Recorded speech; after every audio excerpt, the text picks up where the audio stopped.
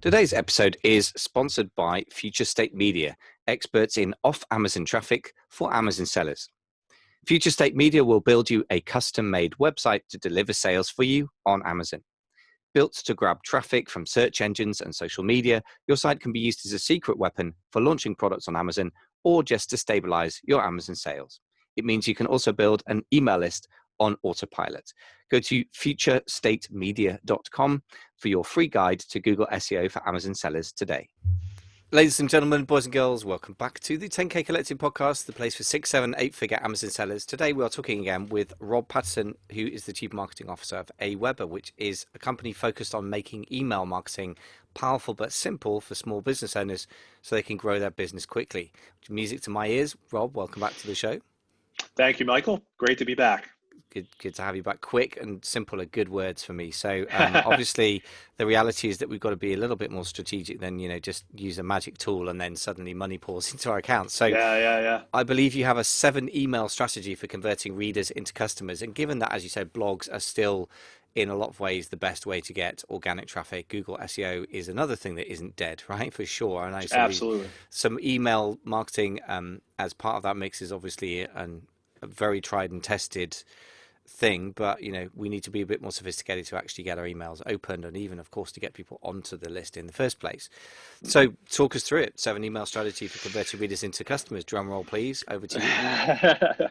Yeah. So I think when you look at a lot of newbies and even people that are seasoned, they really look at email marketing and they say, well, what do I write? How do I get people engaged and how do I get started and those types of things? So I think, when you look at your strategy and how you structure your email program, there's a few different things you want to hit on. And we kind of categorize them as the 7 different types really of emails that you really want to send out. So the first thing, and I talked a little bit about this in the first podcast I did with you, Michael, but it's the welcome email. And I think the welcome email is uber critical. So if somebody signs up for your list, it's great to welcome them. And when you welcome them, it's also really awesome if you're an e-commerce player or you are selling some type of product or service, offer them a little bit of a discount to get engaged and to entice a little bit more of purchasing. And ultimately reiterate to them and really solidify yourself as an expert in the product or service that they signed up for to hear more about from you. So I think the welcome email is kind of the first step for a lot of people when they're looking at organizing their email marketing strategy. The next one is really what we call the story email. And the story email is really about telling the audience about yourself, about your company, and about what you do and why you do it and what your mission is. So I think it's really important to deliver a really strong story email so that you solidify yourself as a leader and thought expert or thought leader in your particular space so that customers have no doubt when they're purchasing from you, they're purchasing from an expert on your product or service. So that's a really important email to get out there. The next email that I think is critical is the value email. So, try to talk to your customers about the value your business or your products provide before they actually purchase them. When you talk about the value that or problems that your product or service solve, it really hits a buying note with a lot of your customers or a lot of your prospects that you're trying to sell products and services to, because they can see themselves buying your product and solving that problem for themselves. So the value email is uber critical when you're talking to your audience. The next is, what we like to call the agitation email, or I like to call kind of the stoking email. And this is really, demonstrating. It could be a little bit abrupt. It could be a little bit odd to send sometimes, but it's really about hitting on the pain point that a lot of customers or prospects have that you're trying to address. So, this is critical because it reinforces you as an expert, that you understand the market and you understand the problems that prospect or customer is having. But it also shows that you're able to solve that problem with the products and services that you're offering. And that brings me to the solution email. So the solution email is when you unveil your ultimate product or your ultimate solution to a problem that you've identified for a particular market, so that you're able to continue that story and really show them we understand your problem and we've developed this solution to solve that problem. So I think that when you look at the holistic strategy of email, that's an uber critical kind of battery within the overall email strategy that needs to happen in order for you to have an effective selling technique through your email marketing platforms, or through your email marketing strategy. And the next is the proof email. So you've talked about the problem, you've talked about the solution, here's the proof that it actually works. So this is where things like testimonials and customer use cases and snapshots come into play, where you can talk about another company that had a similar problem, that purchased your solution and had success in solving their pain with your solution or product. Very, very critical, because it's a proof point and it reinforces you as an expert in understanding the problems in the market, having a solution for those problems, and having proof that those solutions actually work.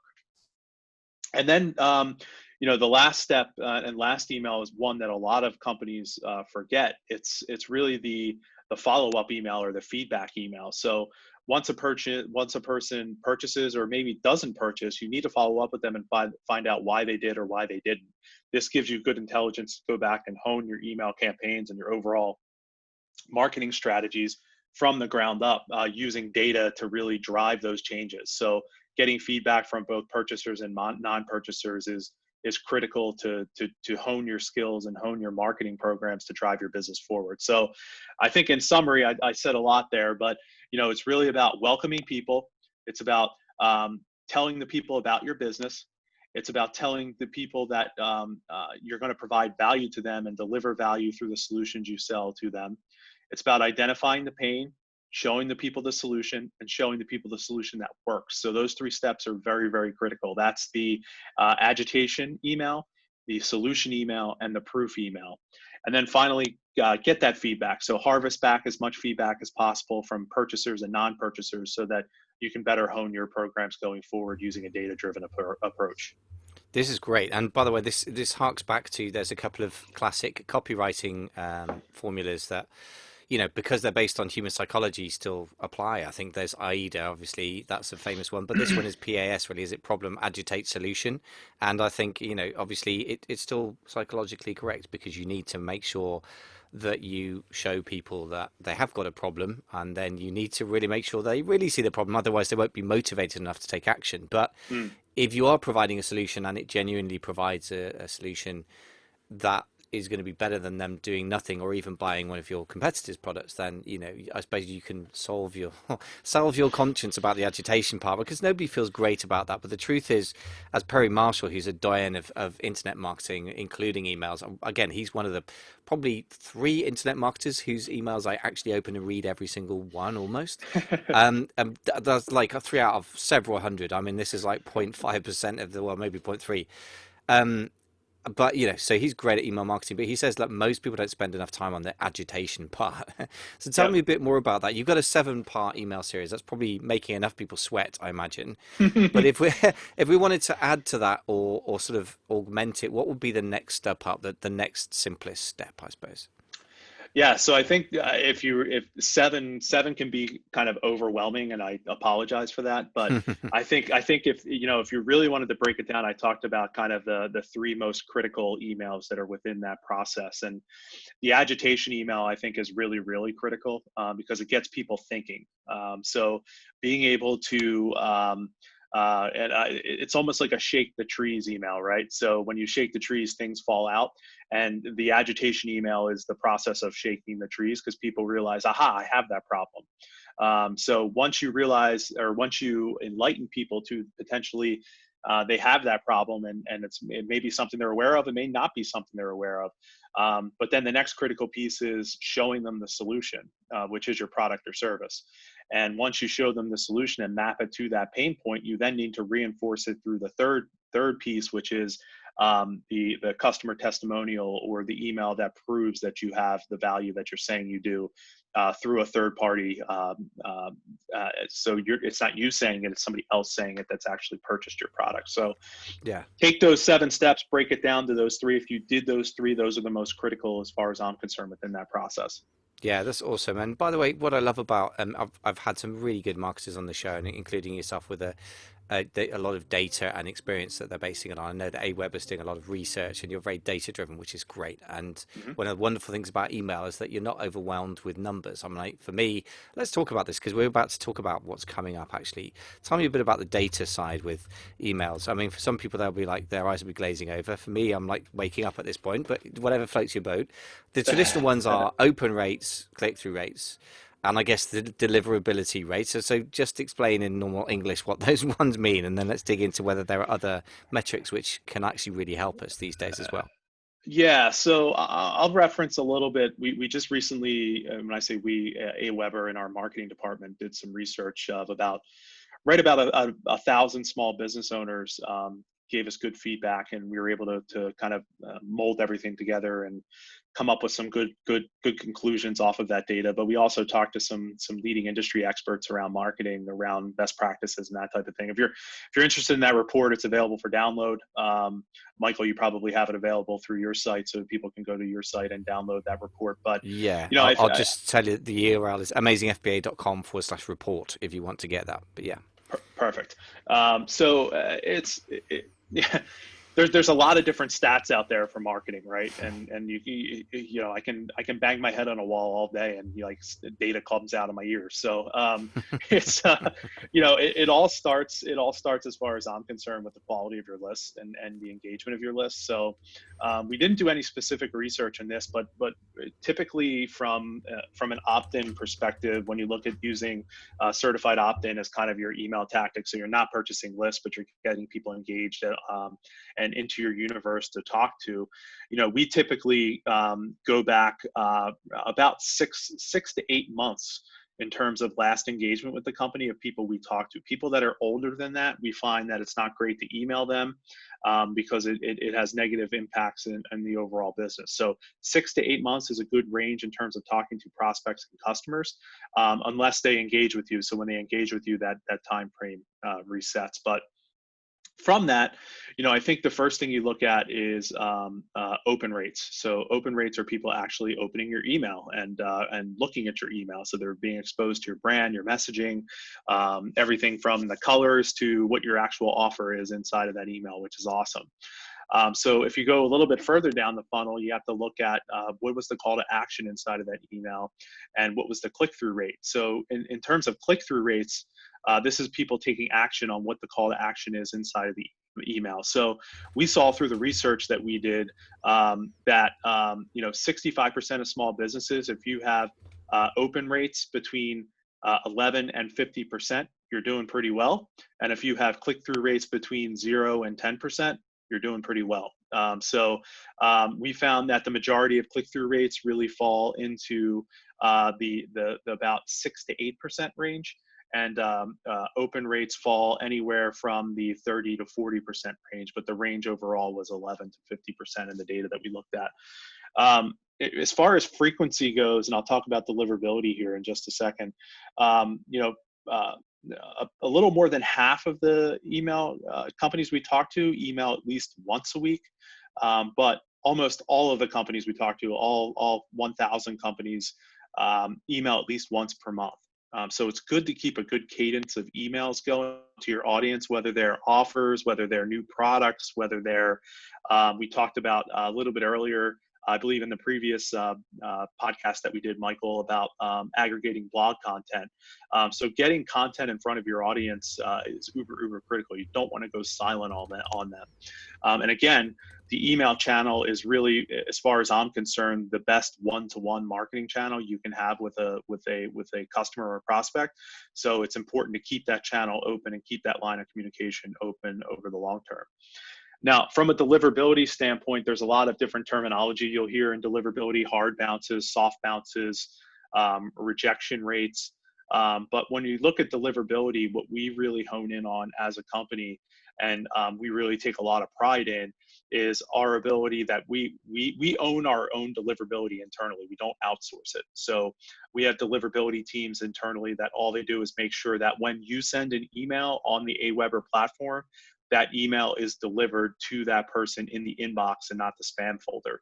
There's a lot of different factors that go into the email actually making it to the inbox. of least which is what's actually contained within the email. It has a lot to do with reputation. It has a lot to do with how the company or the technology that you're using as a email consumer, so Gmail or Yahoo, actually interacts with the servers that are sending the message. So we take a lot of pride in our deliverability rates, which are extremely high, industry leading, as a matter of fact. So we own that from top to bottom, and it's something we take a lot of pride in terms of overall deliverability. And I'd say that we're north of 95, 96% in terms of messages hitting the inbox. That's something we look at on a minute by minute basis. We have live real time dashboards internally to make sure we're keeping that deliverability rate as high as possible. Excellent. Well, so for those of you whose brains have glazed over, we got some more technical stuff coming, I'm afraid. So this is probably more for the email nerds, but I would really, really encourage anyone to nerd out. The wonderful thing about email, if you think about the amount of data that Google Analytics can spit at you, if you just even look at it, is just mind melting to me, because I'm not really a techie person. But Facebook ads is, so many options going through the door. Never mind what comes out of the analytics. Quite as frankly as Google. Amazon is, on the one hand, extremely bad at communicating analytics to us, but on the other hand, will spit out data all year about all sorts of things. So what I love about email is we can afford to get quite nerdy, because it's a more limited universe in my mind. So am I right, or is there actually like a Google Analytics humming away at the back end that you just hide away from the consumers most of the time? Yeah, so we monitor a lot of things on the back end with our email, and Yeah. we don't sell any of our data or anything like that. It's all designed for really making sure that our services are optimized for people using our services. That's why we monitor those types of things. But yeah, there's stuff that are on the back end, like I don't even understand. A lot of it is set up for our deliverability team. A lot of it is set up for really understanding how people are using our platform, so that we can continue to make it, powerfully simple for everybody to get emails and landing pages built. So yeah, we monitor. We have, if you go to our headquarters when we're all back in the office, which we aren't right now, but when we have TV screens all around our office of different statistics that we look at, and if something falls below a certain threshold, it throws a whole bunch of alarms and flags up through different channels, everything from Slack to an actual light that lights up in the Oh, really? development area. Yeah. I love the idea that Yeah, there's a klaxon siren going off and a red flashing light in the there AWeber is. headquarters. That's beautiful. Well, look, anyway, I plunged us into Nerdville. Let's get back to real life. Yeah, yeah. So for busy entrepreneurs, which includes myself, I need to get myself keeping it simple here. You got a couple of things that are coming up in 2020. So first of all, the thing I've got on my list here is dynamic content. Mhm. What is dynamic content, and can you give us an example of that? Yeah, so dynamic content's and actually it's a very powerful tool, and it kind of is a really exciting advancement in email technology that we're pretty pumped about. So there's a couple of different ways to do dynamic content. We offer dynamic content natively in our platform. So basically what this allows you to do is create one email and vary the content that's in that email for the particular audience that's receiving it. So imagine if you're a pet store and you have people within your email list that are cat owners and dog owners. You essentially can create one email and apply dynamic content for that email, so that people that are tagged in your database as cat owners receive the cat content, and people that receive the or people that are dog owners receive the dog content. So again, this goes back to really honing your message and making it easier for you to create very specific messages for specific audiences. So we do that natively inside of our platform. So we're pretty excited about that dynamic content piece. The other piece is supporting AMP for email. So AMP for email is AMP, which stands for the Accelerated Mobile Page Protocol, that was developed by a bunch of different companies in a conglomerate that was headed up by Google. But the AMP for email piece is a piece that allows very dynamic messages to be sent and interactive messages to be sent from the inbox. So think of it this way. So If you have multiple images that you want to be seen, you can set up that up in what's called an image carousel, so that people can cycle through images inside of their inbox instead of having to go to a landing page or website to do so. Another example would be if you have a registration form that would normally be housed on a landing page or within a website. You can now embed that registration form for an upcoming event or open house at your store in the email itself, so that everything can be done within the inbox of the person receiving it. So pretty cool technology which we enable in our platform. We are the first email service provider for small businesses to support AMP for email directly in our message builder. So if you use AWeber or you try AWeber out, you can use AMP for email inside of the message editor and create emails that contain that technology. So the other thing is really looking at, how do you handle contacts and handle lists within the database. And what we're doing is we're coming up with new tools to allow you to segment and allow you to tag users inside of your data set much easier, because the better you can hone your emails and the better you can create emails for specific audiences and messages for specific audiences, the more products and services you're ultimately going to sell, because you're not sending something out to a mass audience. You're creating a very, very one-to-one conversation with a potential buyer, and those conversations have a substantially higher rate of actually closing in a sold product or service versus just sending out a wide message to the audience. So we're enacting different technologies in our platform that allow you to do simple manipulation of your data sets to apply tags so that you can better segment your data and get those messages out to the right people at the right time. So there's really awesome stuff coming from an email perspective, not only from AWeber, but just as an industry as a whole. And we're pretty excited about some of the stuff that's coming down the road. Yeah, that's great. And what I really think is this, that people fall in love with what the visible aspects of something, or when it's new or it looks kind of fresh. But the truth is that the visual aspect of a Facebook message, although it seems new, it's actually not really any different to SMS in some ways. Okay, I mean, Mm-hmm. SMS is harder to do a chatbot type thing.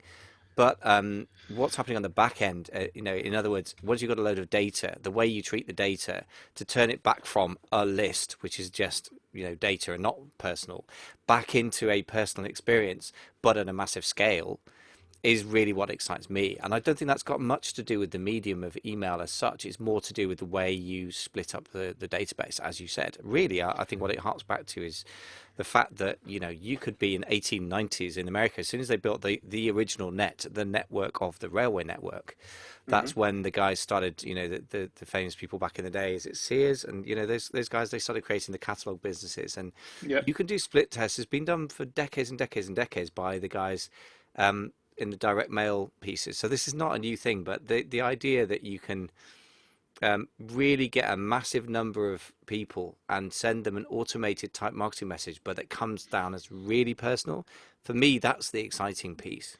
And I don't really care what the Yeah. medium is in a way. That's the piece that excites me, because I know just how powerful messages and market matches, as you said, higher conversion Yep. rates, better open rates, better click-through rates. It's always just a huge game changer. So that to me sounds like the single most exciting thing. It's that message Yeah. to market match thing for me. Yeah, and I think your analogy that you made between the SMS message and a lot of the social media platforms is exactly right.